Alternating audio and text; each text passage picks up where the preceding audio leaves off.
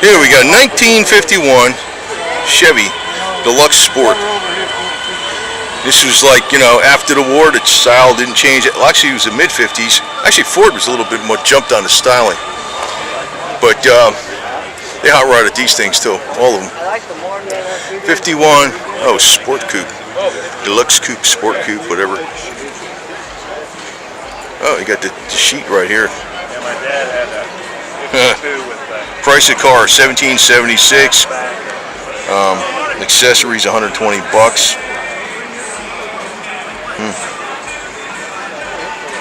You got $27 for undercoat. Charge you $15 for gasoline and service group.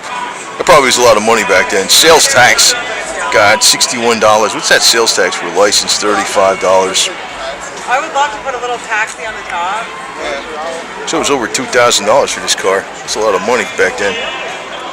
You know, you can get cars, you know, back in the 60s, you can get cars for $100, $50 sometimes that run. You know that? And then go to the junkyard and you get stuff for like $20 here and there. You get an engine, like a really good engine sometimes for like, even today, but back then you can get them dirt cheap. So a car of $2,000 back then was big bucks. Because back at this time, houses were $5,000. A really expensive house was like 10.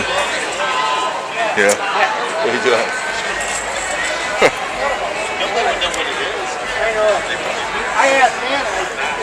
You know, full fender skirts on here. Got a spotlight. Oh yeah, now I remember.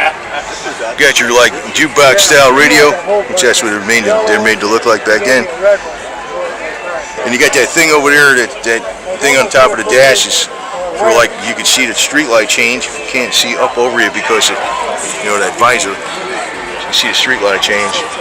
And you got the antenna that you can extend. And I remember these antennas, like you extend, we pull them up higher when we were out of range for the AM radio. It worked. You actually get more power out of that thing. Well, people don't realize that. You pull that antenna up more, you get more power. So, looking good, looking good. Full white walls too.